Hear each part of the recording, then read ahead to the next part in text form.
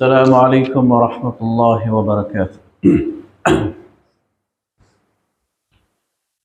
الحمد لله.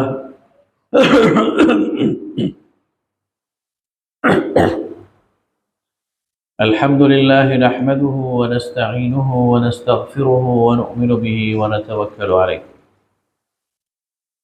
ونعوذ بالله من شرور أنفسنا ومن سيئات أعمالنا. من يهده الله فلا مضل له ومن يضلله فلا هادي له، ونشهد أن لا إله إلا الله وحده لا شريك له، ونشهد أن محمدا عبده ورسوله. قال الله تعالى في كلامه المجيد: أعوذ بالله من الشيطان الرجيم، بسم الله الرحمن الرحيم. وإذا سألك عبادي عني فإني قريب أجيب دعوة الداعي إذا دعان فليستجيبوا لي وليؤمنوا بي لعلهم يرشدون. صدق الله المولانا العظيم. اللهم صل على سيدنا ومولانا محمد وعلى آل سيدنا ومولانا محمد وبارك وسلم ثم صل عليه. انتہائی محترم بزرگوں، بھائیوں، دوستوں اور انتہائی محترم خواتین، آج کی جمعہ کی یہ نشست جس کا امکان ہے کہ یہ جمعۃ الوداع ہو سکتی ہے، اس میں ہم رمضان کو ایک لحاظ سے رخصت کر رہے ہیں۔ شعبان کا مہینہ اور پھر رمضان کے سارے جمعہ کے اجتماعات میں ہم نے رمضان کے حوالے سے مختلف پہلوؤں پر غور کیا، قرآن و سنت کی روشنی میں۔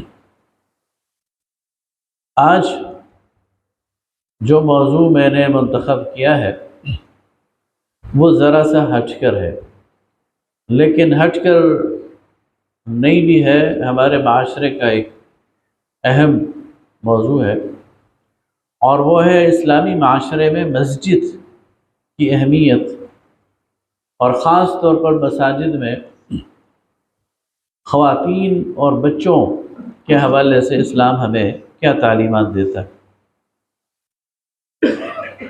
نبی کریم صلی اللہ علیہ وسلم جب ہجرت کر کے مدینہ تشریف لے جا رہے تھے تو آپ علیہ السلام کا پہلا قیام اور پہلا پڑاؤ قباء کی بستی میں ہوا۔ آپ صلی اللہ علیہ وسلم نے قباء میں 5 روز قیام کیا، لیکن ان 5 روزہ قیام کے لیے آپ صلی اللہ علیہ وسلم نے وہاں مسجد تعمیر کی۔ وہ مسجد قباء آج تک موجود ہے، اور معتمر اور ظاہرین اور حجاج وہاں جا کر نوافل ادا کرتے ہیں۔ پھر آپ علیہ السلام مدینہ طیبہ تشریف لے گئے تو جاتے ساتھ جو پہلا کام کیا وہ مسجد کا قیام تھا، مسجد کی تعمیر تھی۔ اس کے لیے زمین حاصل کی گئی، اور پھر بذات خود نبی کریم صلی اللہ علیہ وسلم نے اس مسجد کی تعمیر میں حصہ لیا ہے۔ اس کے گارے اور اینٹوں کو ڈھونے اور اٹھانے میں، اور اس کی دیواروں اور چھتوں کا کام کرنے میں خود نبی کریم صلی اللہ علیہ وسلم نے اپنے دست مبارک سے کام کیا۔ اور یہ جو مسجد نبوی ہے، یہ مسلمانوں کا ہیڈ کوارٹر تھی۔ مسلمانوں کے جملہ امور، تمام اجتماعی امور وہ مسجد میں سر انجام دیے جاتے تھے۔ یہاں صرف 5 وقت کی نماز نہیں ہوتی تھی، بلکہ یہ ایک لحاظ سے تعلیمی ادارہ بھی تھا۔ یہاں صفہ کے نام سے ایک یونیورسٹی بھی، پہلی ریزیڈنشل یونیورسٹی، رہائشی تعلیم اور درسگاہ وہ نبی کریم صلی اللہ علیہ وسلم نے قائم کی، اور 80 کے قریب طلبہ صفہ کے اندر وہ 24 گھنٹے قیام کرتے تھے، وہ تعلیم بھی حاصل کرتے تھے، اور ان کی خوراک کا اور ان کی تمام ضروریات کا انتظام وہ مسلمانوں پر تھا، اجتماعی طور پر ان کے لیے کیا جاتا تھا۔ اسی مسجد میں مجلس شورا بھی منعقد ہوتی تھی، نبی کریم صلی اللہ علیہ وسلم نے جب کوئی مشورہ کرنا ہوتا صحابہ کرام کو مسجد میں جمع کرتے تھے، اور آپ کے بعد خلفائے راشدین کا بھی یہی معمول اور دستور تھا کہ وہ بھی جب کوئی مشورہ کرتے تھے تو لوگوں کو مسجد میں جمع کرتے تھے، اور وہاں پر یہ مشاورت بعض اوقات 40 دن تک جاری رہتی تھی کسی موضوع پر اور کسی بات پر۔ یہی مسجد ہے جس میں غیر ملکی وفود آ کر نبی کریم صلی اللہ علیہ وسلم کے ساتھ ملاقات کرتے تھے۔ 9 ہجری میں نجران سے عیسائیوں کا ایک وفد آیا جس میں 18-20 لوگ تھے، ان کی رہائش کا انتظام بھی مسجد نبوی میں کیا گیا، اور وہاں پر نبی کریم صلی اللہ علیہ وسلم ان سے ملاقات بھی کرتے تھے اور ان سے گفت و شنید ہوتی تھی۔ اگر آپ ریاض الجنہ میں جائیں اور آپ کو موقع ملے، اللہ دے سب کو، تو وہاں مختلف ستون ہیں، اس میں ایک وفود کا ستون ہے، وہاں بیٹھ کر نبی کریم صلی اللہ علیہ وسلم وفود سے ملاقاتیں کرتے تھے۔ یہی مسجد تھی کہ جس میں مال غنیمت تقسیم ہوتا تھا۔ نبی کریم صلی اللہ علیہ وسلم کے دور میں بھی اور صحابہ کرام کے دور میں بھی بعد میں مال غنیمت اگر باہر سے آتا مسجد میں ڈھیر کر دیا جاتا اور وہاں سے تقسیم ہوتا تھا۔ یہی مسجد ہے جس میں بدر کے قیدیوں کو باندھا گیا، اور یہی مسجد ہے کہ جس میں حبشہ سے ایک وفد آیا اور وہ کوئی کرتب دکھاتے تھے، حبشی، وہ کوئی جمناسٹک کا اور کھیل کود کا اور اچھل کود کا کوئی ان کے کرتب تھے، تو اسی مسجد نبوی کے صحن میں انہوں نے وہ کرتب دکھائے، اور نبی کریم صلی اللہ علیہ وسلم نے اپنے حجرہ مبارک کے دروازے پہ کھڑے ہو کر ام المومنین حضرت عائشہ صدیقہ رضی اللہ تعالی عنہا کو بھی وہ دکھایا۔ وہ آپ کے پیچھے کھڑی ہو گئی آپ کی آڑ لے کر، اور وہ دیکھتی رہی، پردہ بھی قائم رہا، اور انہوں نے وہ سارا پردہ وہ یعنی کرتب دیکھا۔ تو اس لحاظ سے آپ اندازہ لگا سکتے ہیں کہ یہ مسجد کتنی اہم ہے۔ اسی طرح نبی کریم صلی اللہ علیہ وسلم نے فرمایا کہ اعلنوا هذه النکاح، اس نکاح کا اعلان کیا کرو، اجعلوه فی المساجد، اس کی تقریبات مسجد میں منعقد کیا کرو، واضربوا علیہ بالدفوف، اور دف بجا کر اس پر خوشی کا اظہار کیا کرو۔ تو نکاح کی تقاریب بھی نبی کریم صلی اللہ علیہ وسلم نے ہمیں تعلیم دی ہے کہ وہ مسجد میں کی جانی چاہیے۔ اس سے آپ اندازہ لگا سکتے ہیں کہ یہ جو مسجد ہے یہ اسلامی معاشرے کا مرکز اور محور ہے۔ اب آتے ہیں کہ اس مسجد میں خواتین کا کیا رول ہے اور کردار ہے۔ تو حضرت عبداللہ ابن عمر رضی اللہ تعالی عنہ سے روایت ہے، اور یہ روایت اور یہ حدیث صحیح بخاری میں بھی آئی ہے اور صحیح مسلم میں بھی آئی۔ آپ صلی اللہ علیہ وسلم نے فرمایا اگر تمہاری عورتیں تم سے رات کو مسجد جانے کی اجازت مانگے تو انہیں اجازت دے دو، یعنی عشاء کی نماز میں یا فجر کی نماز میں بھی اگر عورت مسجد میں نماز پڑھنے آنا چاہے تو اسے روکنا نہیں چاہیے، اس حدیث کے مطابق۔ ام المومنین سیدہ ام سلمہ رضی اللہ تعالی عنہ روایت کرتی ہیں کہ رسول اللہ صلی اللہ علیہ وسلم کے زمانے میں جب عورتیں فرض نماز کا سلام پھیرتی تو واپس جانے کے لیے اٹھ کھڑی ہوتی، رسول اللہ اور مرد بیٹھے رہتے، پھر عورتوں کے جانے کے بعد جب رسول اللہ صلی اللہ علیہ وسلم کھڑے ہوتے تو مرد بھی کھڑے ہو جاتے۔ صحیح بخاری کی یہ حدیث ہے، اور اس سے پتہ چلتا ہے کہ ابتدائی طور پر مسجد نبوی میں عورتوں کے لیے الگ حال نہیں تھا، الگ ان کے لیے جگہ نہیں تھی، مردوں کی صفوں کے پیچھے عورتوں کی صفیں ہوتی تھیں، اور مرد پہلے آ جاتے تھے، خواتین بعد میں آتی تھیں، اور جب نماز ہو جاتی تھی تو خواتین پہلے نکلتی تھی، اور جب وہ نکل جاتی تھی پھر رسول اللہ صلی اللہ علیہ وسلم کھڑے ہوتے تھے، اور پھر مرد بھی باہر نکلتے تھے تاکہ وہ جو ان کا پردہ ہے وہ قائم رہے۔ لیکن اس کے باوجود یعنی ایک ہی حال میں عورتوں اور مردوں نے نبی کریم صلی اللہ علیہ وسلم کے پیچھے نماز پڑھی۔ ام المومنین سیدہ عائشہ صدیقہ رضی اللہ تعالی عنہ سے روایت ہے کہ رسول اللہ صلی اللہ علیہ وسلم صبح کی نماز پڑھاتے تو عورتیں اپنی چادروں میں لپٹی ہوئی جاتی تھیں اور اندھیرے کی وجہ سے پہچانی نہیں جاتی تھی۔ صحیح بخاری کی روایت ہے۔ ام المومنین سیدہ عائشہ ہے، صحیح روایت ہے کہ نبی کریم صلی اللہ علیہ وسلم نے فرمایا کہ عورتوں کو مسجدوں سے نہ روکو اور انہیں بغیر خوشبو کے سادہ کپڑوں میں نکلنا چاہیے۔ یعنی مسجد کا ادب یہ ہے کہ خاتون وہ سادگی کے ساتھ اور پردے کے ساتھ وہ مسجد میں آئے اور کوئی زیب و زینت اختیار نہ کرے، کوئی ایسا کام نہ کرے جس سے مرد اس کی طرف متوجہ ہو جائے۔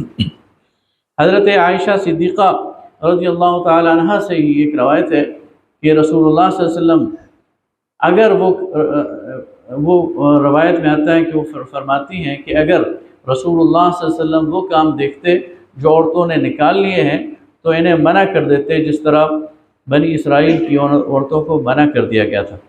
اس میں حضرت عائشہ صدیقہ رضی اللہ تعالیٰ عنہ خواتین کو متوجہ کر رہی ہیں کہ مسجد میں آنے کے آداب ہیں۔ مسجد میں تمہیں پردے کا پورا خیال کر کے آنا چاہیے اور بناؤ سنگھار کر کے نہیں آنا چاہیے، خوشبو لگا کر نہیں آنا چاہیے۔ اگر ایسا کرو گے تو پھر بنی اسرائیل کا وہ حکم کہ ان کو بھی عورتوں کو منع کر دیا گیا تھا تم پر لگایا جا سکتا تھا، لیکن چونکہ یہ رسول اللہ صلی اللہ علیہ وسلم کے بعد کی بات ہے اس لیے یہ حضرت عائشہ کی رائے ہے۔ عورتیں اور بچے، جب عورتیں آئیں گی تو پھر بچے بھی آئیں گے۔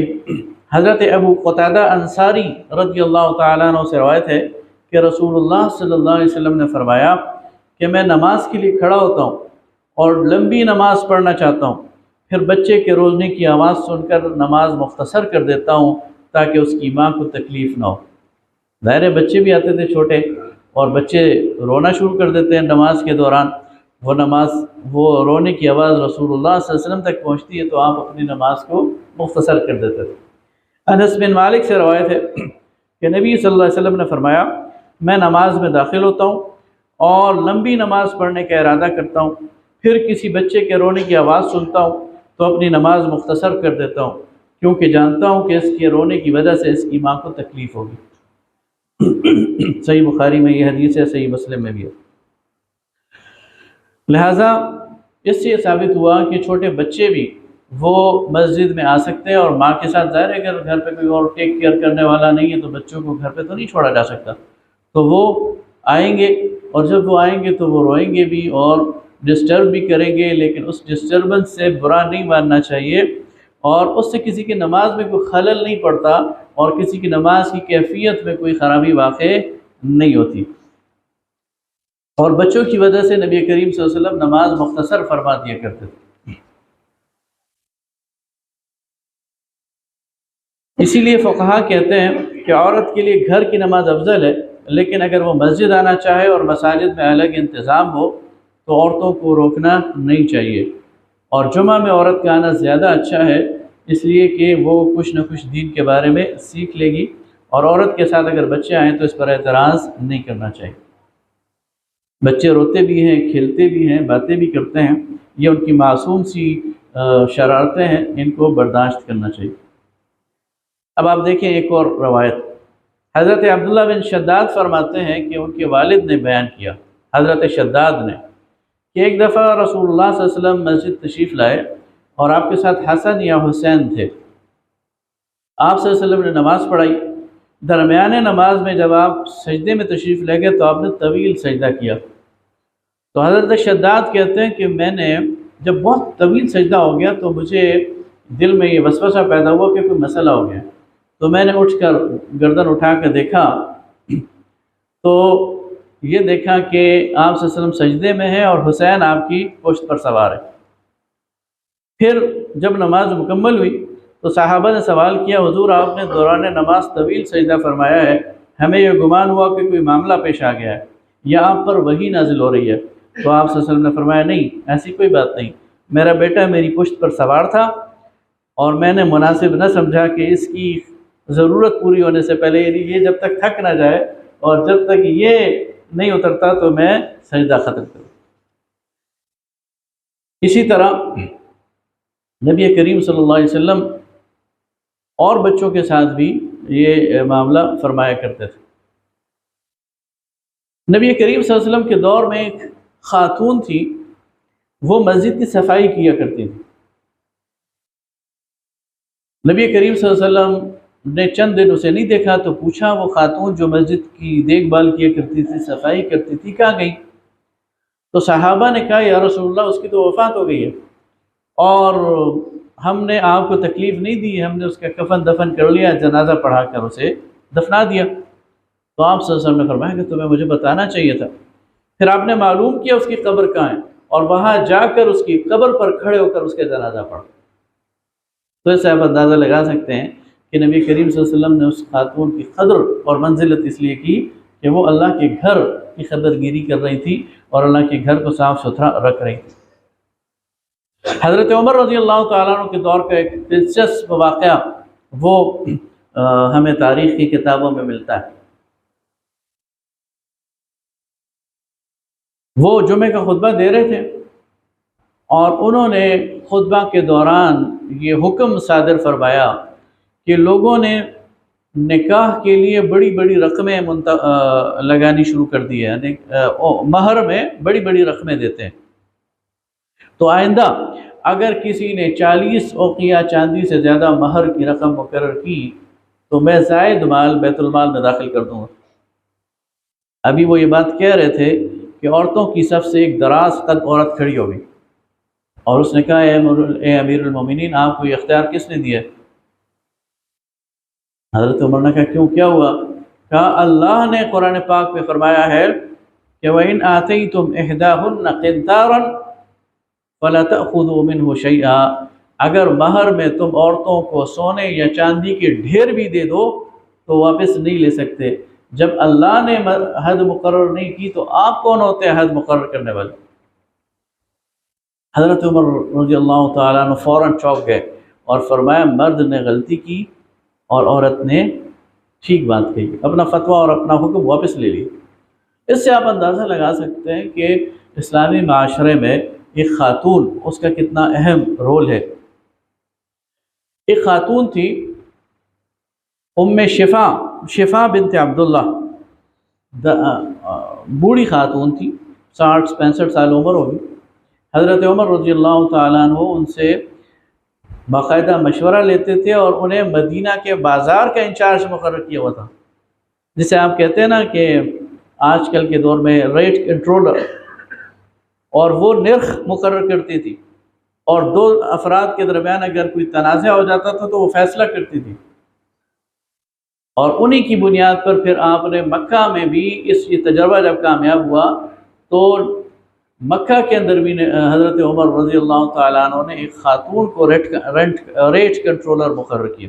تو اس سے اندازہ ہوتا ہے کہ ہم بعض اوقات پوری شریعت کو سمجھتے نہیں ہیں، شریعت کے حوالے سے پوری معلومات نہیں ہوتی اور ہم بند گلی کے اندر بند ہونے کی کوشش کرتے ہیں۔ لہذا مساجد کے جو ماحول ہے یہ بہت خوبصورت ہونا چاہیے اور خاص طور پر بچوں کے لیے تو یہ بہت ہی زیادہ پرکشش ہونا چاہیے۔ مساجد کے امام کو بچوں کے لیے بہت پرکشش ہونا چاہیے، ان کو اور امام صاحب کو بھی آگے بڑھ کر بچوں کو ویلکم کرنا چاہیے، اور بچوں کے یعنی بچے جب مسجد میں آئیں تو وہ گھر سے زیادہ کمفرٹیبل فیل کریں اور وہ مسجد کو اپنے لیے ایک ایسی جگہ محسوس کریں کہ جس میں ان کے لیے آنا کوئی مشکل اور دشوار نہ ہو۔ اس لیے کہا جاتا ہے کہ اگر تمہاری مسجد میں بچے ہیں تو اللہ کا شکر ادا کرو کہ تمہارے مرنے کے بعد تمہارے لیے دعا کرنے والے موجود ہیں، اور اگر تمہاری مسجد میں بچے نہیں ہیں تو اس کا مطلب یہ ہے تمہارے بعد تو کوئی نمازی نہیں ہوگی۔ نماز کی عادت، نماز کا شوق، نماز کی رغبت یہ بچپن میں پیدا ہوتی ہے۔ اس لیے مساجد کو بچوں کے لیے بہت پرکشش بنانا چاہیے، اور وہ بچے جو باقاعدہ نماز پڑھتے ہیں انہیں تو باقاعدہ انعامات بھی دینے چاہیے، اور غالباً منصور صاحب نے ایسا کوئی کام شروع بھی کیا ہوا ہے، پتہ نہیں چل رہا ہے یا نہیں چل رہا۔ رمضان المبارک میں جو بچے باقاعدگی سے ساری نمازیں باجماعت پڑھیں گے ان کو تحائف انشاءاللہ دیے جائیں گے، اور یہ ایک اچھی ایکٹیویٹی ہے۔ آج کل ایک ویڈیو کلپ بڑا وائرل ہے اور اس نے پوری دنیا کو متوجہ کیا۔ 2 ارب لوگوں نے وہ کلپ دیکھا۔ وہ کلپ کیا ہے کہ الجزائر کے ایک امام صاحب تراویح پڑھا رہے ہیں اور کہیں سے بلی آتی ہے، ان کے کندھے پر چڑھ جاتی ہے اور پھر وہ انہیں پیار کرتی ہے اور پھر اتر کے چلی جاتی ہے۔ آپ یقین کریں کہ مغرب نے اسلام کے خلاف جتنا پروپیگنڈا کیا اور مسلمانوں کو جتنا دہشت گرد اور مسلمانوں کو جتنا انسیولائزڈ بتانے کی کوشش کی، ان امام صاحب نے ایک انٹرویو دیا۔ انہوں نے کہا کروڑوں ارب ڈالر خرچ کر کے، کروڑوں ڈالر خرچ کر کے، اربوں ڈالر خرچ کر کے ویسٹرن میڈیا نے اسلام کے چہرے کو دھندلانے کی کوشش کی، اللہ نے ایک بلی کو بھیج کر سارے پر پانی پھیر دیا۔ تو مسلمان بہت سافٹ چہرہ بھی رکھتے ہیں، پیار اور محبت والا چہرہ بھی رکھتے ہیں۔ اللہ تعالیٰ سے دعا ہے کہ ہمیں دین کے ان احکامات کو سمجھنے کی اور اپنی مساجد کو بچوں کے لیے اور تمام سوسائٹی کے لیے، تمام کمیونٹی کے لیے، خاص طور پر نوجوانوں کے لیے۔ اب نوجوان آئے گا، کبھی پینٹ شرٹ میں ہوگا، کبھی اس نے ٹوپی پہنی ہوگی، کبھی نہیں پہنی ہوگی، ان چیزوں پر نہ جائیں۔ شکر کریں کہ وہ نوجوان آیا ہے اور نماز پڑھ رہا ہے، وہ ٹوپی بھی پہن لے گا، وہ شلوار قمیض بھی پہن لے گا، وہ پائنچے بھی اوپر کر لے گا۔ یہ ساری چیزیں ضروری ہیں، اہم ہیں، لیکن ان سب سے اہم یہ ہے کہ وہ نوجوان مسجد میں آ جائے۔ وہ نوجوان اگر کسی جم کلب میں بیٹھا ہوا ہے، وہ کسی اور فضول کام میں بیٹھا ہوا ہے، آپ کو اس پہ تکلیف ہونی چاہیے۔ سینما ہال میں بیٹھا ہوا ہے، اس پہ تکلیف ہونی چاہیے، اور کوشش کرنی چاہیے کہ وہاں سے اٹھ کر آ جائے۔ جب وہ آ جائے گا تو مسجد کا ماحول اس پر اثر کرے گا، پھر وہ آداب بھی اختیار کر لے گا، پھر وہ اس رنگ میں رنگ جائے گا، پھر وہ سب کچھ کرے گا، لیکن اس کو ویلکم کرنا چاہیے۔ وآخر دعوانا الحمدللہ رب العالمین۔